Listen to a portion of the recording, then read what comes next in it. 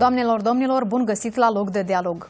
Iată că Republica Moldova devine tot mai activă în căutarea investitorilor străini. În acest an, Guvernul Germaniei va finanța Ministerul Dezvoltării Regionale și Construcțiilor mai multe proiecte de dezvoltare regională în țara noastră, iar valoarea acestor proiecte se ridică la circa 6 milioane de euro. În ce mod cetățenii beneficiază sau nu de aceste servicii de calitate și condiții de viață îmbunătățite și ce proiecte investiționale au reușit să realizeze unii primari din localitățile rurale, aflăm astăzi în studioul Regional TV de la invitații mei. Este vorba despre Svetlana Cucu, primarul satului Cruglic din Criuleni. Bine ați venit! De asemenea, vom discuta și cu Igor Neaga, consultant la Agenția de Cooperare Internațională a Germaniei. Bine ați venit! Vom începe cu dumneavoastră, doamna Cucu. Sunteți primar la Criuleni, acolo unde lucrurile am înțeles că se dezvoltă mai ușor decât în alte localități. Spuneți-ne cu ce vă lăudați în ceea ce privește atragerea investițiilor și dezvoltarea unor proiecte rurale în localitate. Pe parcursul activității mele a 2 mandate am reușit să implementăm proiecte prin Fondul de Investiții Sociale din Moldova. Am implementat proiecte și mai mari și mai mici, dar oricum au fost toate binevenite în localitate, deoarece cu puțini bani se fac lucruri mari și avem proiecte prin Ambasada Norvegiei, unde am amenajat o sală de calculatoare și am procurat 36.000 cărți prin intermediul voluntarului de la Corpul Păcii. Mai mari proiecte am avut la schimbarea acoperișului la Casa de Cultură și construcția peductului prin sat, unde au fost conectate 500 gospodării la rețeaua de apă și am conectat instituțiile bugetare, toate ca să creăm condiții mai bune de lucru a angajaților și toată speranța mea a fost ca să fie îmbunătățită calitatea vieții a celor care locuiesc la sat. Deoarece... De ce depinde aceste realizări sau proiecte, condiții mai bune de trai? Este vorba despre atragerea investițiilor sau despre contribuția locuitorilor din aceste sate? La implementarea proiectelor totdeauna este necesitatea ca să fie atrase investiții și plus să atragem și societatea civilă, cea care va fi ultimul beneficiar a serviciilor, deoarece la noi, la construcția peductului, să zic așa, interesul a fost mai mare ca să aplicăm prin fondul de investiții proiectul la construcția peductului, însă majoritatea mijloacelor bănești și nu majoritatea, dar aproape toată suma de 737.000 a fost colectată de la populație și de la alți donatori, unde am arătat tuturor că suntem capabili, pentru a dori ceva, trebuie să investești ceva. Deci, și practic, dacă investești o anumită sumă de bani, cel puțin 30% sau jumătate din acești bani trebuie să vină și din partea beneficiarilor, cum ar fi locuitorii satului Cugri. General, toate proiectele cer contribuția comunității și atunci când te pornești ca să implementezi un proiect, trebuie din start să fii pregătită pentru ca să poți consolida capacitățile societății, adică a locuitorilor, să aduci la cunoștința și la conștiința oamenilor că este nevoie pentru a îmbunătăți, să participe și ei și la luarea deciziilor, nu numai la contribuția bănească, deoarece deciziile care sunt luate poate nu atât de reușit, chiar dacă sunt bani, sfârșitul nu este acel dorit. Am implementat un proiect care a fost pe o parte a satului la construcția peductului prin fondul de investiții, dar 2 sectoare ne-a reușit numai din contribuția populației, deoarece a fost cerută acea îmbunătățire a condițiilor lor de trai. Sunt de acord toți locuitorii să achite aceste sume de bani? Benevol, toți au contribuit. Cei care nu au avut posibilitate atunci la moment, acum au posibilitatea să se conecteze gospodăria, să-și conecteze, contribuie cu contribuția. Dacă chiar nu are posibilitate la moment, îi se creează condiții să achite contribuția în rate, după posibilitatea familiei sau cum se creează situația la moment. Am avut situații și mai grele la colectarea banilor, deoarece fondul de investiții am încheiat un acord unde ni s-a pus un termen pentru colectarea contribuției și la început ne-a fost cam greu să mergem în... Cam care sunt acești termeni? E vorba de câțiva ani sau câteva luni? Nu. Ni s-a dat termen de o lună ca să colectăm contribuția care am solicitat noi să construim kilometrajul de apeduct. Adică nu ne-au pus dumnealor condiții, dar noi ne-am extins pe o distanță de 8 km unde era foarte multă populație. Cei care nu au înțeles în ce constă dorința de a participa cu contribuția, încetișor au dat înapoi, au spus că eu nu vreau sau nu aveau încredere în capacitatea noastră și a Asociației Obștești care a contribuit la și a participat, a fost chiar ca cel care a implementat proiectul și neavând încredere s-au retras să vadă ce se va întâmpla cu banii celorlalți. Nouă ne-a reușit, adică am implementat proiectul, acum toți sunt satisfăcuți. După care au decis totuși să revină la Da, avem persoane care s-au conectat suplimentar, au achitat și sume mai mari, dar oricum s-au conectat, căci au înțeles, fără contribuția ta directă, nu poți să-ți creeze nimeni condițiile bune de viață. De ce există această neîncredere a unor locuitori sau cetățeni pentru a depune unele sume bănești? Pentru că tot este vorba despre proiectele care vin să-i susțină. Această neîncredere, după părerea mea, există, deoarece nu am avut, pe parcursul anilor, am activat toți în gospodării sovietice agricole și când am rămas noi cu problema, nu ne-am putut arăta capacitățile pe parcursul a mai multor ani și când am nimerit la așa proiect care ținea nemijlocit de populație, am încercat să convingem, am organizat foarte multe adunări, foarte multe focus grupuri pe interese, pe activități, pe măhăli, pe diferite vârste. Ați mobilizat într-un cuvânt tot satul pentru a realiza, iată, aceste proiecte importante pentru a avea condiții de viață mai bune.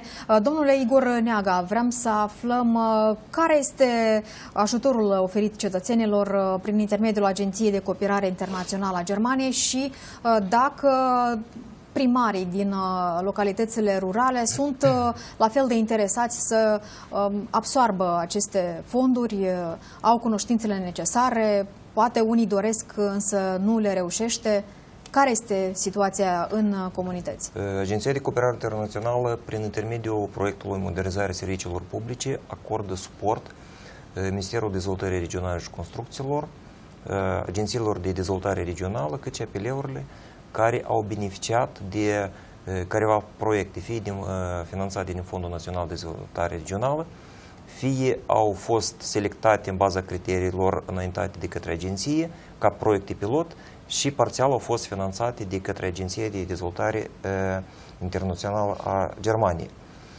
Scopul acestui proiect de a dezvolta capacitățile atât agențiilor de dezvoltare regionale cât și administrațiilor publice locale de a gestiona corect proiectele, fiindcă este important de aceste proiecte care sunt implementate de a avea o continuitate. Și aici este marea problemă a multor aici, cum a vorbit autorități. Și colega noastră, este o mare problemă, fiindcă una este să investești, să faci o investiție și alta ca această investiție să aducă beneficiu locuitorilor din localitate. Toate proiectele care beneficiază de suportul agenției sunt implementate după un format mai amplu.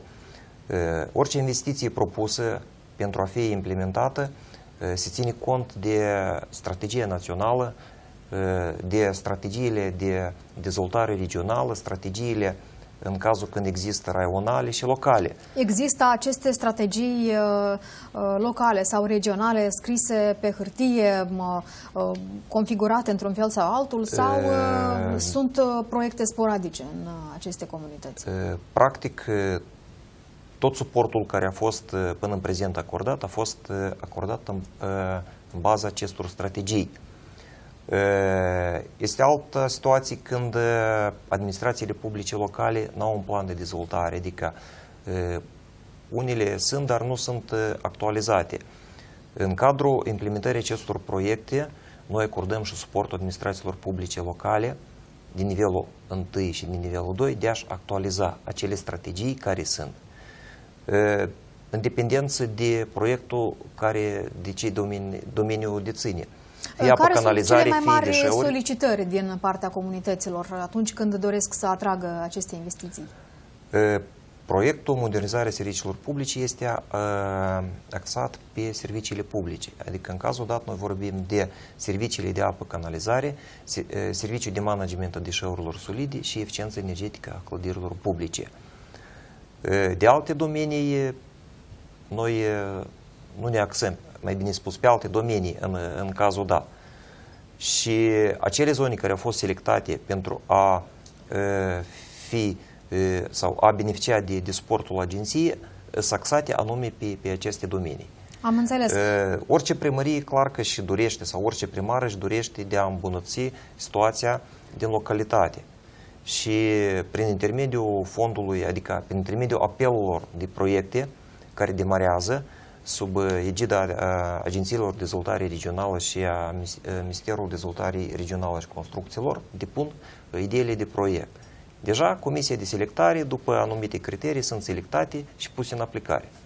Acum mai mulți primari încearcă să coopteze și să interesul mai multor finanțatori, nu doar a agenției sau Ministerului Dezvoltării Regionale și Construcțiilor, încearcă pe diferite căi să atragă aceste sume bănești. Am vrea să prezentăm și un exemplu de la Șoldănești, acolo unde aproape 2 milioane de lei costă renovarea acoperișului la o grădiniță Andrieș din Șoldănești.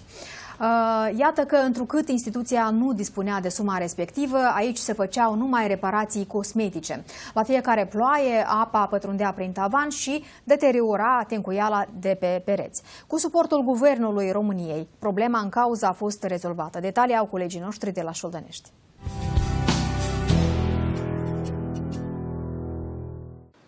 Potrivit informațiilor oferite la grădinița Andrieș, clădirea a fost dată în folosință acum 3 decenii. În acest răstimp nu au fost efectuate niciun fel de reparații ale exteriorului. Din lipsă de surse financiare, toate lucrările erau executate în interiorul instituției. Din cauza apei strecurate prin tavan, pereții se acopereau cu mucegai. Atâția ani când este grădinița, acoperișul nu a fost reparat. E ca în jurul la 30 de ani. Și vreau să zic așa că era într-o stare gravă. Noi făceam reparații cu părinții și se primea așa până la primele ploi și iarăși din nou se cădea totul. Am avut o mare nevoie ca să facem acoperire, fiindcă totul era, lemnul era trezit, adică nu era în condițiile favorabile care trebuia să fie. Conform calculelor, pentru reparația acoperișului era nevoie de aproximativ 2 milioane de lei. Mai mult de jumătate din această sumă a fost oferită de către Guvernul României. Donația face parte din proiectul Îmbunătățirea condițiilor de activitate în instituțiile preșcolare. Pentru a acoperi toate cheltuielile, 700.000 de lei au fost oferite de către Consiliul Local Orășenesc, a precizat Nadejda Peștereanu. De 2 luni de zile e pornit și la finele lunii martie, cred că. Dacă vremea asta, nu avem probleme, nu avem nimic. 6 oameni, brigada, 6 oameni. Specialiști în domeniu. Victor Iurcu, șeful secției construcții, gospodăriilor comunale și drumuri a Consiliului Raional Șoldănești, ne-a spus că în proiectul vizat au fost implicate mai multe instituții de învățământ preuniversitar. Printre acestea sunt grădinițele din Șoldănești, Salcia, Olișcani, Dobrușa, Găuzeni, Glingeni, Răspopeni, Rogojeni, Șestaci și Climăuții de Jos. În majoritatea cazurilor sunt deteriorate acoperișul, sistemul de încălzire și blocurile sanitare. Sursa citată a menționat că lucrările de reparație la grădinițe urmează a fi încheiate până la sfârșitul anului 2015. Iată că în curând sute sau chiar mii de copilași vor beneficia de condiții mai bune de educație acolo la Șoldănești, unde de asemenea vedem că și contribuția localității a fost necesară, circa 700.000 de lei pe care a investit-o și Consiliul Raional Șoldănești. Discutăm astăzi în studioul Canal Regional despre aceste proiecte investiționale, despre serviciile publice care se modernizează în unele localități, doamnelor și domnilor. Așadar, Așadar, domnule Igor Neaga, ce alte proiecte importante au fost realizate cu sprijinul agenției, de ce nu în raioanele de nord ale țării, și dacă e să facem o comparație, cine sunt mai activi, nordul, sudul, centrul țării noastre? De către proiectul modernizare serviciilor publice locale în Republica Moldova, practic sunt cuprinse toate zonele Republicii Moldova. Aș vrea să menționez faptul că în afară de aceste investiții care le-am văzut la grădinița din orașul Șoldănești, vreau să menționez că tot în raionul Șoldănești și în câteva localități din raionul Rezina este implementat în prezent un proiect de management a deșeurilor solide. Cu ajutorul Agenției de Cooperare Internațională a Germaniei au fost procurate utilaje, mecanisme, au fost construite platforme de amplasare a containerelor și de asemenea au fost procurate și containere pentru colectarea deșeurilor. Este o problemă importantă pentru mulți locuitori, pentru că problemele de mediu ne afectează în timp. Dacă nu e vizibil acest lucru foarte rapid, foarte mulți cetățeni se plâng pe faptul că mediul este foarte poluat, iar gunoi ăștia avem pretutindeni. Cu părere de rău, situația este alarmantă, fiindcă din cele văzute, atât în raionul Șoldănești, raionul Rezina, cât și raionul Florești, care este în cadrul acestui proiect, practic în fiecare localitate există cel puțin o groapă de gunoi neconformă. Și până la urmă, toate aceste gropi de gunoi, acest gunoi care este stocat, nesancționat, neselectat, neîngrădit, spunem, afectează sănătatea localnicilor. Și păreri de rău, nu tot timpul, vreau să menționez ceea ce a spus și doamna primară, că nu tot timpul locuitorii conștientionează faptul că ceea ce fac influențează direct asupra sănătății lor. Exact, cunoaștem și gunoii ăștia de la Țânțăreni, care de mult timp necesită rezolvare. Foarte multe gunoiești nu sunt autorizate în țara noastră. Care este starea de lucruri la Criuleni, doamna Svetlana? Și dacă îmi permiteți, în cazul când vine administrația publică locală, venim noi să le acordăm un suport la soluționarea problemelor, mulți localnici nu înțeleg, elementar. Și câteodată acele idei bune de a ameliora situații sunt stopate. Fiindcă, păreri de rău, în Republica Moldova există și practici nu prea bune. Când s-a dorit de a îmbunătăți o situație într-o localitate și a eșuat. De aceea, situația este care este. Cum ieșuiază sau nu proiectele la Criuleni, doamna Cucu?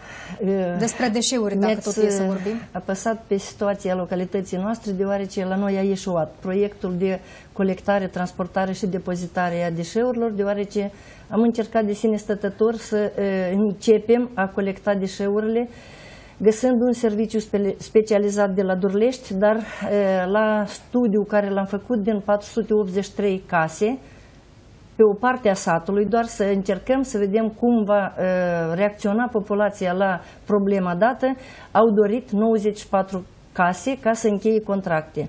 94 din cât ați zis? Din 483. Un număr foarte mic, care nu era posibil ca să încercăm această variantă de colectare și transportare a deșeurilor. Noi nu avem gunoiește autorizată, adică este gunoieștea din timpuri, și am încercat să găsim un loc unde nu ne-a reușit, deoarece satul este așezat între dealuri și firma care am găsit-o la Durlești ne-a promis că ne vor solicita undeva să transportăm gunoiul. După nereușita noastră, ne-am planificat să organizăm niște mese rotunde ca acei 94 de case. Da, asta doream și să aflu ce s-a reușit cu cei care și-au dorit, de fapt, soluționarea acestei probleme. Termin gândul, am încercat ca cei 94 de case să le prestăm servicii gratis, dar cu condiția că să mai aducă pe lângă ei încă câte două case, să-i convingă în vecinătate să încheie contracte. Pe parcurs, gândindu-ne noi la varianta ca să îi stimulăm cumva pe cei care sunt mai activi, am avut un contract încheiat între firma Ecoply, unde urma ca firma, printr-un proiect străin, să colecteze, să transporte deșeurile din sat la o fabrică care urma să fie în orășelul Crăiuleni, amplasată. Au nimerit într-o situație de litigiu. Ministerul Mediului a discutat, au selectat loc în satul Părâta, contractul a fost pe 2 ani, în octombrie 2014 termenul contractului a expirat și noi am rămas cu problema nerezolvată. Acum am discutat cu reprezentanții Inspecției Raionale Ecologice, ceea ce ține din nou de să ne acorde ajutor tehnic pentru a selecta un loc ca să amenajăm o gunoiește autorizată într-un loc binevenit pentru toți. Să înțeleg că oamenii nu prea sunt interesați să dea din propriul buzunar bani pentru colectarea gunoaielor, spre exemplu, sau să achite, de ce nu, transportarea acestor Nu sunt cointeresați deșeuri, deoarece nu conștientizează faptul că ceea ce noi depozităm astăzi într-un loc neautorizat va veni rezultatul mai târziu, poate și pentru nepoți. Acum, în raion se discută la situația ca să fie amenajate gunoiești intercomunitare și sperăm ca să fim și noi selectați, adică comunitatea noastră să fie selectată la un proiect intercomunitar, deoarece și satul vecin tot nu are gunoiește.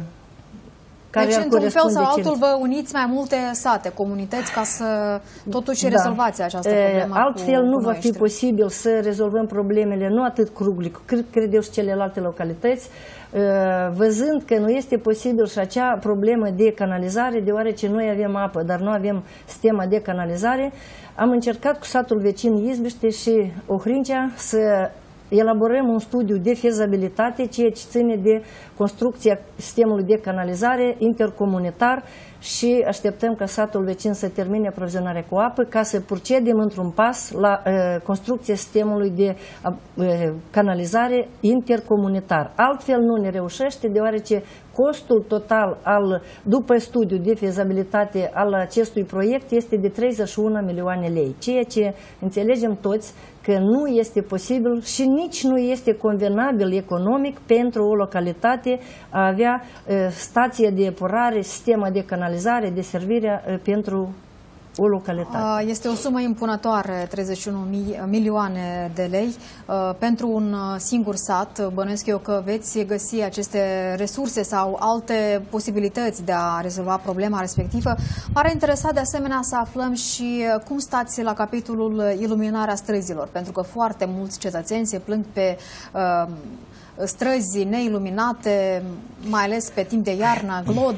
Da, ceea ce ține de iluminare aici pot să mă laud, căci am iluminat aproximativ 80% de străzi centrale. Acum suntem la etapa de străzi laterale, ne-a rămas 2 străzi să le iluminăm, deja avem și banii alocați, devizul avem elaborat, așteptăm puțin să se încălzească, să vină participanții care doresc să începem, adică să petrecem concursul de oferte a prețurilor și să începem lucrările. Și acest proiect cât valorează? Toată iluminarea stradală a fost efectuată din banii localității. Noi, aceeași problemă, nu am efectuat lucrările toate odată, deoarece ne uitam ce avem în buzunar și după aceea procedem la lucru. Adică străzile centrale au fost iluminate în anul 2009-2010 și de fiecare dată luam porțiunea care valora de la 100, 120 mii, 150 mii lei. Adică în dependență de existența mijloacelor financiare, selectam porțiunea unde urma să fie instalată iluminarea stradală. Mai puțin decât contribuțiile care au fost solicitate pentru apeduct și pentru mai canalizare. Puțin, deoarece noi am avut iluminare stradală din fosta gospodărie și, ca și toți moldovenii, solicitam să fie cât mai ieftin și am folosit rețeaua care a fost instalată pe timpuri unde nu este. Acum încercăm, am avut porțiuni de stat unde nu era, dar oricum am mers și am instalat rețeaua, deoarece vă dați seama că fără lumină fizică nu avem lumină nici în suflet. Și am încercat ca să le arătăm oamenilor căci fără contribuția lor aici, dacă este posibil, lucrurile se fac. Nu plătesc nimeni nicio taxă. energia electrică este achitată din banii proprii a bugetului satului, oricum contribuie populația prin impozite, taxe și noi ne străduim să facem calculele ca să facem satisfacție și celor care plătesc și celor care folosesc bunul care a fost implementat. Este un exemplu pozitiv. Cei care au achitat aceste sume de bani, pentru că este vorba despre, la fel, contribuțiile personale ale locuitorilor din satul Cruglic. E un pic situația diferită la Basarabeasca și am vrea să vedem cum se descurcă și cei de acolo, pentru că de fiecare dată, doamnelor și domnilor, prin glod și noroi doar merg cetățenii din Basarabeasca. Acestea sunt condițiile de pe străzile mai multor localități din țara noastră. Printre ele se numără și strada Pugaciova. Recent, locuitorii de aici au primit în dar 3 felinare noi de la unii reprezentanți politici. Oamenii s-au adresat de mai multe ori primăriei Basarabeasca să le rezolve această problemă, însă au rămas doar cu promisiuni. Detalii în reportaj.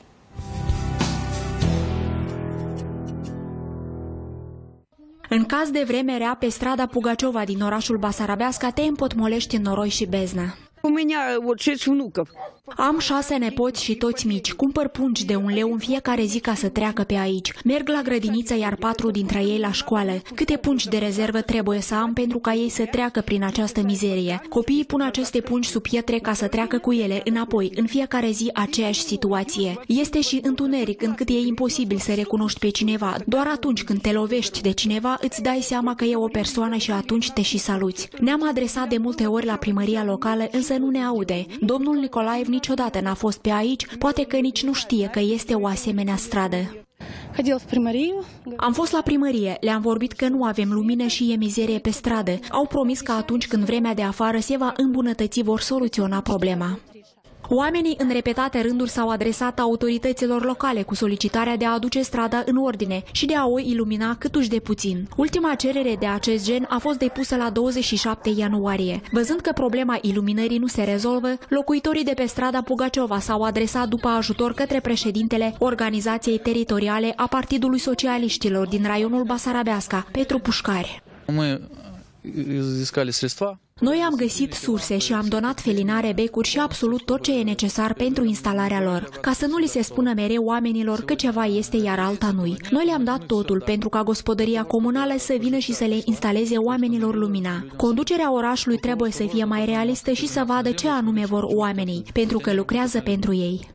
Primarul orașului Basarabeasca, Nicolae Nicolaev, care este și președintele Comitetului Raional al Partidului Comuniștilor, spune că autoritățile soluționează problema cu privire la iluminarea orașului. În decembrie anul trecut, primăria a procurat 50 de felinare, care treptat se instalează pe diferite străzi. În acest an am planificat să facem în primul rând pe strada Lenin și apoi pe alte străzi, Stepan Razin, Komsomolskaya, Putilovskaya, 1 mai, Turgenev. Cu privire la strada Pugaciova este o scrisoare cu 4 semnături. Noi deja am pregătit utilajele necesare și acum așteptăm doar vremea bună. Primarul le-a solicitat orășenilor ca în caz de necesitate de a instala felinare suplimentare pe străzi sau de a schimba becurile să se adreseze la primărie. Telefon 0297 22 6 60. Aceasta a fost situația de la Basarabeasca. Vedem că competiția între partidele politice deja a început. Unii oferă 3 felinare, alții mai puțin. Să înțelegem că starea de lucruri în alte localități este mai bună, domnule Igor Neaga, în ceea ce privește iluminarea străzilor și dacă poate fi soluționată cumva și această problemă prin intermediul mai multor proiecte investiționale. Da, după cum știu, domnii primari, în 2014 a fost lansat apelul 5 de proiecte, anunțat de către Fondul de Eficiență Energetică, unde acest apel mai mult s-a axat pe iluminatul stradal. Vreau să menționez că în 2014, la fel, unele primării au beneficiat de surse financiare din bugetul de stat. Dar din reportajul văzut anterior, vreau să spunem că cu 3 felinare sau 5 nu hotărâm în problema iluminatului stradal totalmente într-o localitate, una sau alta. Această problemă trebuie abordată la nivel de localitate. E nevoie de sute de felinare de acest gen? Da, corect. Inițial ar trebui să fie efectuat un studiu de văzut care este situația actuală, de câte felinare este nevoie, ce fel de felinare, fiindcă de multe ori, căpătând careva sursă financiare, fie din bugetul de stat, fie din alte surse, primarii, neavând cunoștință, instalează ceea ce văd. Adică se duc la magazin sau mai contactează pe un agent economic, procură și de multe ori această fără a avea consultația tehnică a unui expert. De multe ori această investiție este efectuată, dar ca în final acest beneficiu este de scurtă durată, fiindcă peste o perioadă oricare fie felinarele se defectează sau nivelul de luminanță nu corespunde cerințelor.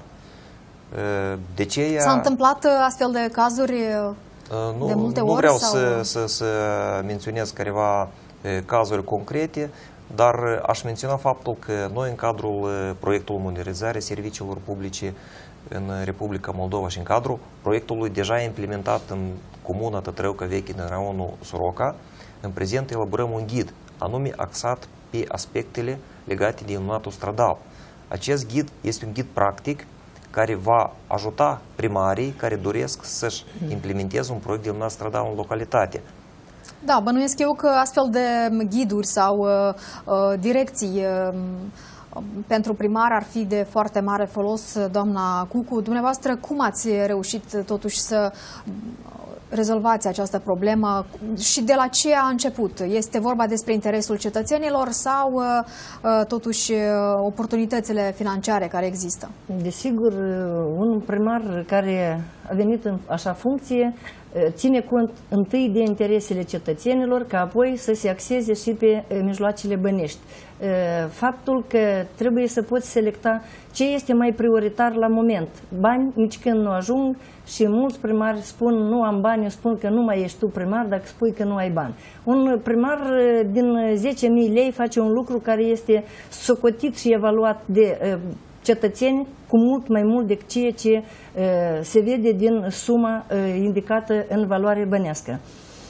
Când am început a gândi la necesitatea de iluminare stradală, dat fiind faptul că pe timpurile când am avut asociația agricolă, am avut lumină, clar că oamenii spuneau, iată, ar fi bine, am mers prin teritoriu, am mai discutat cu cei mai vârstnici cum ar fi bine să începem din nou iluminarea stradală, deoarece noi am instalat nu la fiecare pilon, am trecut peste un pilon, am consultat un specialist în domeniu, o firmă care se ocupă cu așa servicii, l-am invitat, l-am plimblat prin sat, i-am arătat care este situația și la consultarea dumnealui am început să gândim și noi cum ar fi, adică nu am ținut cont numai de indicațiile lui și de consultările lui, deoarece țineam și noi cont că el poate să fie un agent economic cu un interes și ne-a consultat. Instalăm la colț, spre exemplu, la intersecție de drum cum lampa. Adică am învățat și noi lecția care urma să o aducem la cei care sunt beneficiarii, ultimii beneficiari, ca să înțeleagă de ce lampa a fost instalată așa și nu altfel, căci ca vecinii. Bate lumina mai mare la tine, la mine mai puțin și ca să nu fie conflicte de vecinătate, eu totdeauna muncesc ca vecinii să trăiască bine, am consultat specialistul. Și așa cum a spus colegul meu, totdeauna este necesar ca să poți lămuri și aduce în rândurile populației ceea ce faci. Că nu suntem specialiști, recunosc, și nu numai în domeniul de iluminare stradală, dar trebuie să asculți și sfatul celorlalți. L-am rugat pe reprezentantul firmei care ne-a efectuat lucrările să meargă cu mine personal la Union Fenosa ca să-mi ajute să înregistrez contractul, să înțeleg și eu ce se întâmplă, căci dumnealui a transmis lucrările și a plecat. Însă noi am rămas cu deservirea liniilor care deja erau proprietatea primăriei, nu aveam studii în domeniu, nu aveam specialiști și atunci am angajat un om care are studii în domeniu pentru a deservi liniile deja care aparțin primăriei. Aveam și noi probleme deoarece cei de la Union Fenosa vin, taie crângile pe unde le încurcă și pleacă. Însă noi trebuie să mergem și cetățenii acestor oameni nu le spun nimic. Spune, este linia mea și atât. Dar acum ne-am ciocnit de problemă că crengile oamenilor ating liniile noastre și adică uneori se mai stinge lumina și sunt probleme. Acum suntem la faza să scriem la fiecare cetățean unde merge linia să-și curețe copacii singur ca să ne deservim noi pentru noi. Să nu ne plângem că nu este lumină și așteptăm cineva să vină să ne taie cranga de la gardul nostru sau noi să încurcăm celorlalți să nu aibă lumină. Să înțeleg că acum primarii, pentru a avea rezultate, trebuie să demonstreze multe capacități și de management și de comunicare, captare, atenția unor specialiști, experți și să atragă investiții. Cum reușiți pe toate și cum aduceți, de fapt, mesajul locuitorilor? Pentru că de aici începe toate inițiativele și provocările pe care le puteți oferi. Anterioară, adică mi-a permis să fiu implicată la scrierea proiectelor, ceea ce mi-a fost puțin mai ușor să intervin la unele situații.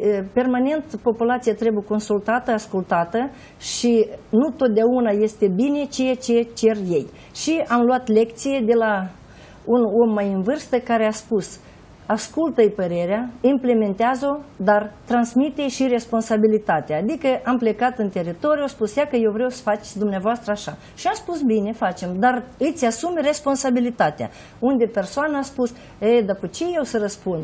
Și noi atunci ne-am... Deci unii totuși fug de responsabilitate atunci când au le pui în cârcă unele mari, sarcini. Dar nu-și asumă responsabilitatea să adune populația, să proceadă la un fapt. Atunci am vorbit de construcția peductului, am colectat bani prin sat, toți cei activi. Nu avem persoane care să fie, adică foarte mulți pe măhăli, pe colective, colectam bani toți împreună ca să reușim să ne încadrăm în timp. Și atunci toți au înțeles. Ca să ne folosim toți, trebuie să muncim toți împreună. Și atunci când forța este mai mare, când unința este la dorința noastră, atunci la sigur reușita este pentru toți și atunci toți au ce se lăuda și spune și eu am contribuit și eu am participat și trebuie aceasta de menționat în fața cetățenilor, unde primarul trebuie să aibă curajul să spună că nu eu am făcut, dar să spună noi împreună am reușit. Și atunci oamenii își aduc și cinstea lor față de ceea ce ne-a reușit tuturor. Da, pentru că până la urmă aceste proiecte importante pentru locuitori trebuie să fie realizate și cu sprijinul personal, adică este imposibil să realizezi lucruri frumoase fără implicarea sau dedicarea cetățenilor. Și aici doream să aflu dacă în Republica Moldova fiecare sat, cum ar fi Cruglic, locuitorii de acolo ar învăța bune experiențe, bănuiesc eu că aceste străzi iluminate vor fi mai în toate satele și comunitățile din țara noastră. Cum stăm la capitolul Case de Cultură? Pentru că și aici vin cu informația foarte plăcută, deoarece avem o casă de cultură foarte mare. Am reușit să-i schimbăm acoperișul, căci din reportajul care l-am văzut am înțeles că nu au început-o de acolo. Totdeauna eu, când am venit în funcție, am spus că dacă plouă în casa de cultură, trebuie de schimbat acoperișul, ca să putem procede la celelalte lucrări, ceea ce am făcut și la clădirea grădiniței.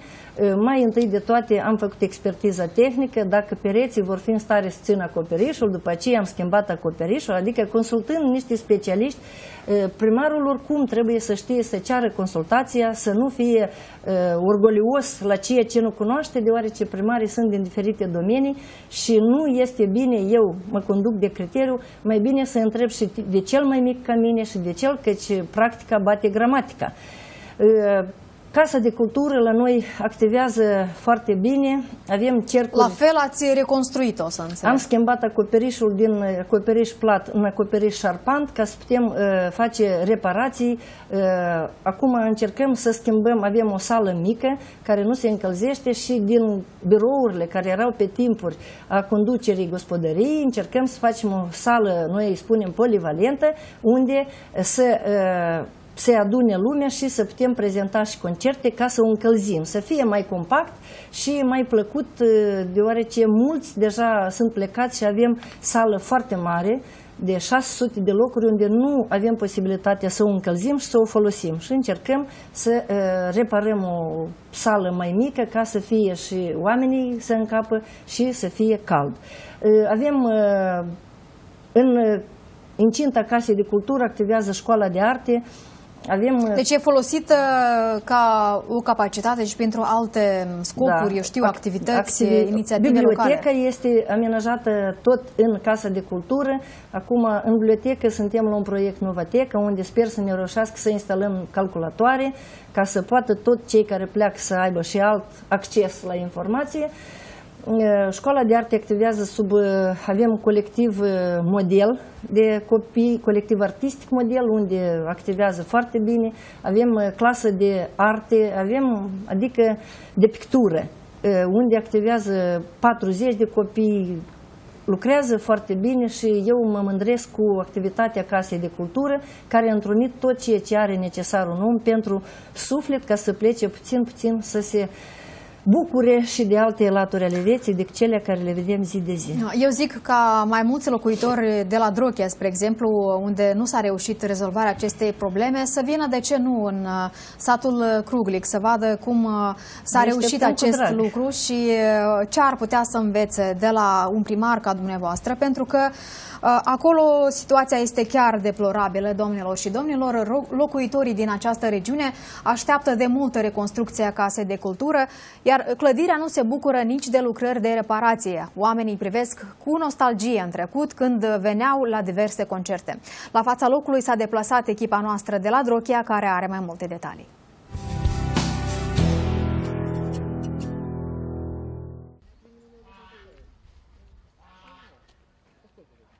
Deja de 5 ani, Casa de Cultură din Gribova este într-o stare dezastruoasă, ne-au relatat sătenii, amintindu-și cu melancolie de perioada în care localul dispunea de condiții necesare și era frumos amenajat. Era frumos era. Era aranjat, era tot locul era scenă, tot era dat cu vopseală, tot frumos, dar dacă nu ai posibilitate, ce să faci? Având în vedere situația creată în Căminul Cultural din localitate, oamenii sunt nevoiți să se conformeze la aceste condiții, îmbrăcându-se adecvat pentru ca frigul din încăpere să nu-i pătrundă până la oase. Nu se face nimic și putem să faci nimic. Tot așa cum a fost, așa și-a rămas. Să fii la vreo 5 ori 6 ani, eu când cântam aici, cam așa, vreo 5 ani. Clar că nu-i frumos, lumea nu se dă de mâini să pornească odată să facă reparația asta, să fie frumos și să ne plac și nouă când intrăm aici, nu numai și ieși pe scenă, dar să ne plac și intrarea. Dacă nu-i, e clar că e frig. E clar că e frig, deja văd că vor să tragă căldură, da? Până tragi căldura și de așa îmbrăcați. Pentru îmbunătățirea situației în acest domeniu s-au alocat anumite sume de bani, însă ele sunt insuficiente. Cu 2 ani în urmă au început lucrările de reparație, însă la moment nu se observă niciun progres vizibil. Lăcașul cultural nu a fost reparat de mult timp în urmă. La momentul de față a început reparația. Parțial merge reparația, încălzirea pe săptămâna viitoare va fi dată în exploatare, așa că sperăm că să ajungem la un moment frumos și reparația și încălzirea și la nivel. Primăria a alocat parțial bani pentru încălzire și în principiu pentru reparații tot parțial. Casa de Cultură din Gribova are capacitate de 600 de locuri. Localitatea aflată în administrarea raionului Drochia are o populație de 2175 de locuitori.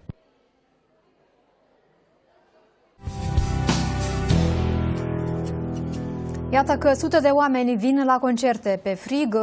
Locuitorii din Drochia speră și ei să aibă parte de case de cultură reparate și, de ce nu, să se bucure de condiții de trai mai bune.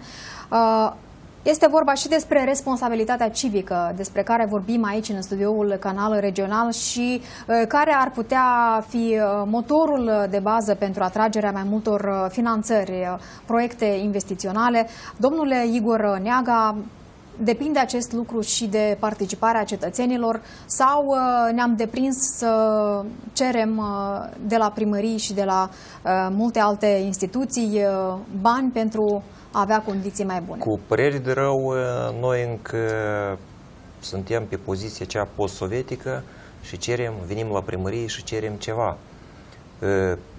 Până acum am discutat de serviciile publice locale și vreau să menționez că, practic, în cea perioadă sovietică de care ne-am deprins noi să vorbim când e bine, când e rău, practic nu erau localități unde nu erau rețele din stradal, toate erau funcționabile. Erau multe localități unde aveau apeduct. Și datorită faptului că nimeni această infrastructură nu a întreținut-o, ea s-a deteriorat. Și iarăși, dacă vorbim acum de careva investiții sau de atragerea cărorva fonduri sau proiecte și investim peste o perioadă oricare, dacă nu vom menține, vom ajunge la această stare care avem acum. De aceea, văzând situația, chiar reportajul din Drochea, când cineva așteaptă ceva să facă, cred că nu este corect. Adică oamenii, locuitorii unei sau alte localități trebuie să se implice în aceste proiecte elementar, prin contribuția asta lor. Fiindcă acel apeduct sau acea casă de cultură de care s-a vorbit acum, în primul rând este destinată locuitorilor și nu face primarul pentru el, că să vină să organizeze iarăși careva manifestații culturale. Deci pentru că aceeași instituție ar putea fi, spre exemplu, menținută în baza altor evenimente care ar putea fi organizate în aceeași instituție, cum ar fi nunți, cumetrii. Este mai ușor să menții decât să cauți investiții de milioane pe urmă să le faci, fiindcă odată ce nu a fost reparată acoperișul sau nu a fost reparat acel apeduct, sunt scurgeri, deja aceste scurgeri sau acel acoperiș prejudică careva cheltuieli, da? Și lucrurile astea trebuie înțelease. Sau doamna primar a vorbit de cele, spunem, achitări a serviciilor, fiindcă făcând o investiție, iarăși, fondând un prestator de serviciu și neimplicându-ne noi, adică ca cetățenii sau ca consilierii locali, așteptând că problema legată de gunoi sau de apă va fi soluționată numai prin persoana directorului întreprinderii fondate, ne greșim foarte mari, fiindcă o persoană nu va putea soluționa problemele ce dețin de câteva sute sau câteva mii de locuitori. Și aici revine întrebarea doamnei Svetlana Cucu. Cum reușiți să atrageți interesul cetățenilor și să-i responsabilizați în cele din urmă și dacă este nevoie pentru un schimb de experiențe și de informații dintre primari, cum ar fi cei de la Drochea să vină la dumneavoastră și invers, pentru a învăța pe propriul exemplu unele situații din viață? Am spus și anterior că primarul care este puțin orgolios nu îi reușește totdeauna, deoarece trebuie să încercăm a lua exemple bune de acolo unde se nimeresc în cale, căci eu am avut o situație unde un bătrân a spus că este un izvor în pădure și iată trebuie restabilit. Eu am spus bine, noi participăm cu ciment, dar dumitale cu organizarea și munca, unde a participat atât de activ, am trimis și eu careva oameni din teritoriu, dar am muncit cu atâta sârguință, căci acum când pleca la izvor și vedea că era puțin înmolit acolo, el curăța și spune, știi, eu am fost la izvor. Adică el este foarte în vârstă, persoana în cauză, dar el cum în suflet se mândrește cu faptul căci a cerut, a făcut, i-a reușit și are ce spune altora. Iată aici este și problema, căci nu trebuie nici când să încerci singur să răstorni dealul și nici când nu trebuie să-ți pară că alții ar trebui să facă în locul tău. Când ai ajuns în funcția de primar, trebuie să încerci să-ți consolidezi capacitățile pentru a consolida toată comunitatea la rezolvarea problemelor. Și, într-al doilea rând, trebuie să cunoști pe cine și unde să-i atragi la rezolvarea unor probleme. Căci mulți îi încurcă câteodată, puținii nu reușesc. Și iată aici, eu încerc, deoarece sunt din localitate, am activat în localitate, cunosc cine și ce poate face și încerc să-i provoc. Iată, este o problemă, dar așa că dumitale nu poți să rezolvi problema dată.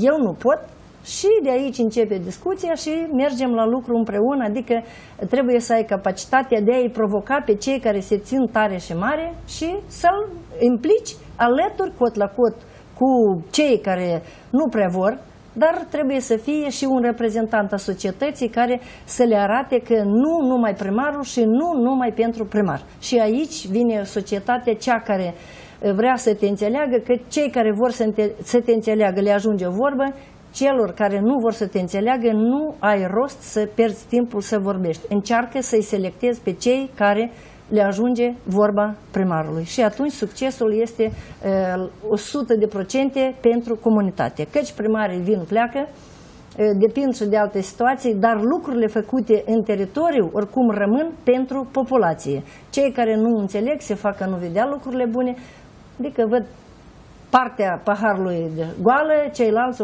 o văd pe cea plină și încercăm să ne acomodăm și noi. Pe această notă optimistă am vrea să finalizăm aici discuțiile și sper eu că mulți care ne vizionează și v-au privit în această emisiune să ia exemplul, de ce nu, pentru că astfel de primari cu experiență și cu inițiativă ar trebui să se bucure toți locuitorii satelor și comunităților rurale din țara noastră. Eu vă mulțumesc foarte mult pentru această prezență și sper eu că în viitorul apropiat vom avea și ne vom bucura de multe alte proiecte, realizări frumoase, de ce nu și cu sprijinul Agenției de Cooperare Internațională a Germaniei. Igor Neaga a fost cu noi în această ediție, consultant la această agenție. Vă mulțumim foarte mult și vă dorim multe succese, doamna Svetlana Cucu, primar în satul Cruglic, Criuleni, să ne auzim la fel de bine și de foarte multe realizări frumoase pe care le faceți acolo, să aveți puteri să le reușiți pe toate. Vă mulțumesc.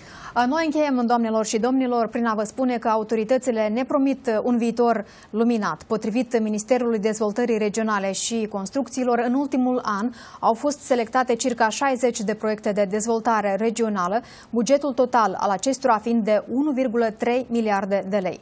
Când vor avea cetățenii străzi iluminate în toate satele și orașele Moldovei, nu este cert, însă vă încurajăm să scrieți comentariile voastre pe adresa canalregional.md ce proiecte de dezvoltare regională vă doriți să vedeți realizate în localitățile dumneavoastră. Alături de voi a fost Natalia Ghilașcu și vă doresc să aveți parte de drumuri bune și condiții de trai nu mai proaste decât în spațiul european. Toate bune!